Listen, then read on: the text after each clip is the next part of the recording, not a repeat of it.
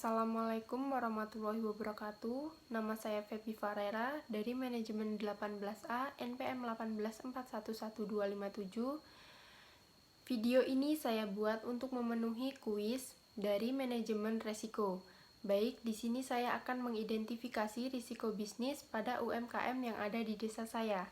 Di sini UMKM yang saya ambil adalah UMKM berkebun cabai merah.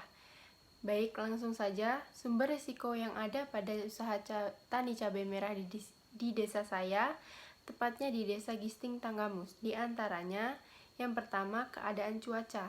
Petani cabai merah besar di desa Gisting menanam di lahan kering, sehingga penanaman dilakukan pada musim hujan, yaitu pada bulan Oktober sampai dengan bulan April, dikarenakan petani memanfaatkan air hujan yang ditampung di bak penampungan untuk menyiram tanaman cabai merah.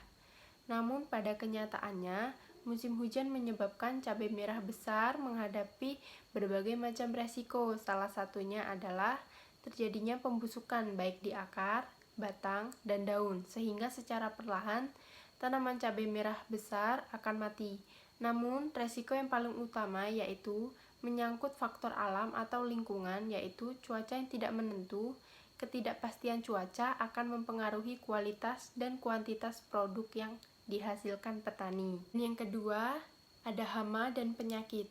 Hama dan penyakit yang paling sering menyerang tanaman cabai adalah ulat gerayak, thrips, dan busuk buah antraknosa. Hama ulat gerayak memakan buah dan daun. Gejala serangannya seperti bercak-bercak putih yang menempel pada daun. Itu menyebabkan pertumbuhan tanaman cabai menjadi terhambat.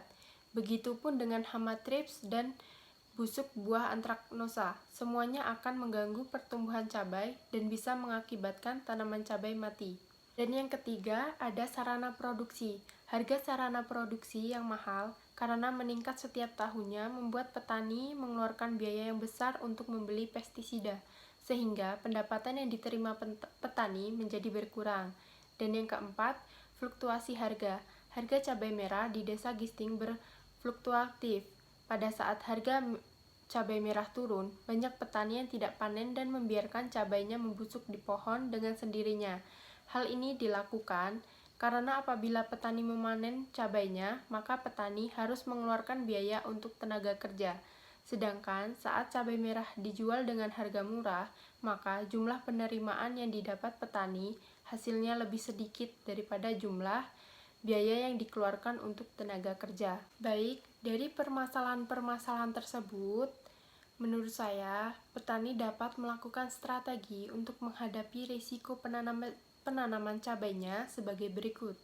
Yang pertama, membuat bendengan yang cukup tinggi dan lebar, gunanya untuk mengatasi saat musim hujan, dengan cara membuat bendengan yang cukup tinggi dan lebar, sehingga jarak tanam bisa diperlebar untuk mengurangi kelembapan. Dan yang kedua, membersihkan lahan dari tanaman yang terserang hama dan penyakit. Gunanya untuk agar hama tidak menyebar ke tanaman cabai lainnya. Dan sebelum menanam, sebaiknya seleksi benih atau menggunakan benih cabai yang tahan terhadap penyakit. Dan yang ketiga, meminjam uang kepada bandar. Untuk mengatasi risiko biaya, petani dapat meminjam uang ke bandar yang nantinya pinjaman tersebut akan dibayar dengan memotong penerimaan hasil panen yang dijual kepada bandar. Baik, itu saja penjelasan dari mengidentifikasi risiko bisnis yang ada di desa saya. Terima kasih. Wassalamualaikum warahmatullahi wabarakatuh.